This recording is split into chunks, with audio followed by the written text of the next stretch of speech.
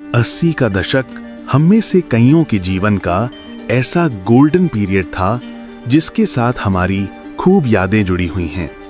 ये वो दौर था जब आमदनी कम थी लेकिन खुशियां ज्यादा थीं, सुविधाएं कम थीं लेकिन सुकून ज्यादा था। परिवार में लड़ाइयां कम, एकता ज्यादा थी। रिश्तेदार भले ही मीलों दूर रहते थे लेकिन रिश्तों में नजदीकियां ज्यादा थीं। मोहल्ले में सिर्फ 1-2 घरों में ब्लैक एंड व्हाइट टीवी हुआ करती थी, लेकिन उसमें रामायण देखने पूरा मोहल्ला इकट्ठा हो जाता था। शाम के खाने का पता भले ही ना हो लेकिन घर आया मेहमान भूखे पेट नहीं जाता था। फिर चाहे वो समधी हो या भिखारी बाबा, भूखे को निवाला खिलाना जिम्मेदारी माना जाता था। कहते हैं कि गुजरा जमाना लौट कर नहीं आता, लेकिन कुछ पलों के लिए समय के पीछे जाकर उस जमाने की यादों को जरूर ताजा किया जा सकता है। आज की इस खास पेशकश में समय से 4 दशक पीछे लेकर 80 के दशक के भारत की वो तस्वीर दिखाई जाएगी जिसे देखकर लगेगा, वाह, उस समय का भारत कितना सुनहरा था, जिसने तरक्की की सीढ़ियां चढ़कर आज दुनिया में अपना नाम रोशन किया है। उस दौर की लोगों का रहन सहन, कमाई, महंगाई और कुछ दुर्लभ तस्वीरें याद दिलाती हैं जो आंखों में खुशी के आंसू और चेहरे पर बड़ी मुस्कान ला दें। तो चलिए इस सुहाने सफर पर चलते हैं।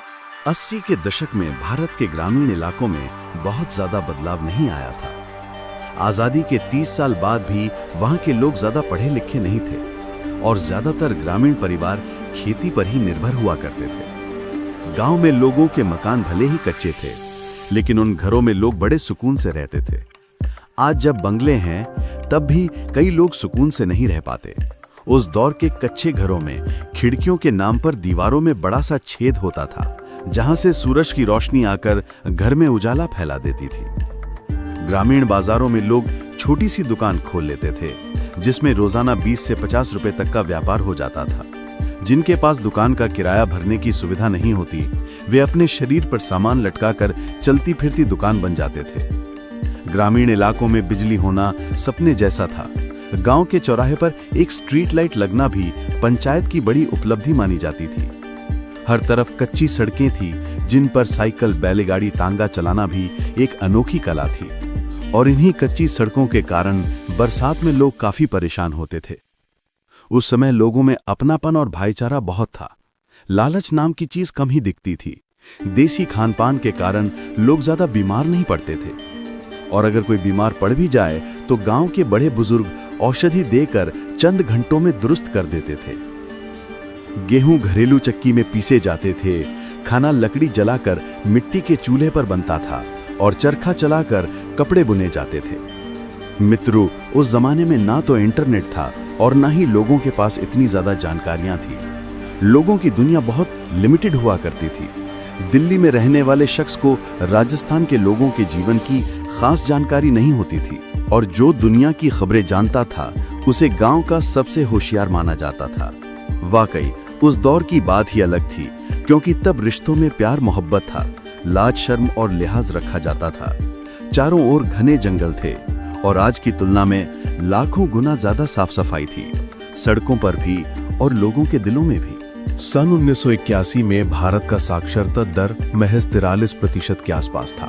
हालांकि तब लोगों को पढ़ाई की अहमियत और समझ में आने लगी थी, इसलिए सुविधाएं न होने के बावजूद बच्चे सरकारी स्कूल या गली नुक्कड़ के मास्टर जी के पास पढ़ने जाते थे। कोलकाता की तस्वीरों में बच्चे धूप में पुरानी लकड़ी की खटिया पर बैठकर पढ़ते दिखते हैं, और एक दुर्लभ तस्वीर में यूनिफॉर्म पहने स्कूल जाती बच्चियां चूहों को दाना खिलाती नजर आती हैं। वहीं दीवारों पर अंग्रेजी सिखाने के विज्ञापन लगे होते थे। आज फूड और ग्रोसरी डिलीवरी को टेक्नोलॉजी की उपलब्धि माना जाता है, पर यह कॉन्सेप्ट सालों पुराना है। रोज सुबह दूध वाले भैया तय समय पर घंटी बजाकर बिना मिलावट का गाय भैंस का ताजा दूध दे जाते थे। शहरों में उस वक्त हिंदुस्तान एम्बेसडर और पद्मिनी जैसी गाड़ियां सड़कों पर खूब दिखती थीं। जिनके पास गाड़ी खरीदने लायक आमदनी नहीं होती थी, वे अपनी साइकिलें लेते थे या साइकिल वाले तांगे पर सफर करते थे। देश विदेश के ब्रांड्स कम थे, इसलिए गर्मियों में सड़क किनारे कच्चा सोडा या गोली सोडा खूब बिकता था। घर घर में 24 घंटे पानी नहीं आता था। मोहल्लों में हैंडपंप लगे होते थे। सुबह सुबह गली के नुक्कड़ पर दादाजी लोग अखबार लेकर बैठ जाते थे, क्योंकि देश दुनिया की जानकारी का वही प्रमुख जरिया था। उस दौर में परिवार के सभी लोग छोटे मोटे काम किया करते थे। सिलाई, सब्जी बेचना, जूते पॉलिश करना, तांगा चलाना वगैरह। दिखावे का ट्रेंड नहीं था।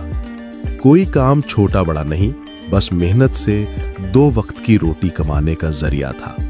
उस दौर में राजनीति में उथल पुथल, आर्थिक अनिश्चितता और सप्लाई डिमांड के दबावों के चलते आम चीजों की कीमतों में बढ़ोतरी महसूस की जाती थी।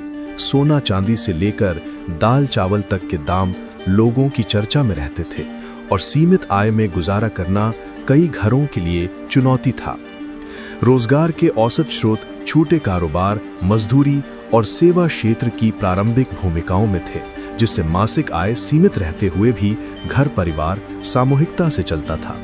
इसी कारण बचत, सादगी और सामुदायिक सहयोग उस समय के जीवन मूल्यों की पहचान थे।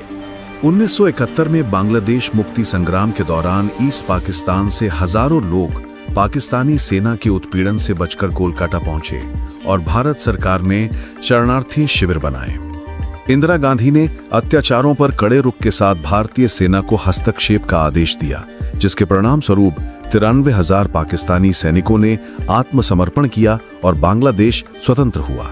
यह घटना भारत की सामरिक राजनीतिक क्षमता की ऐतिहासिक प्रमाणिकता रही।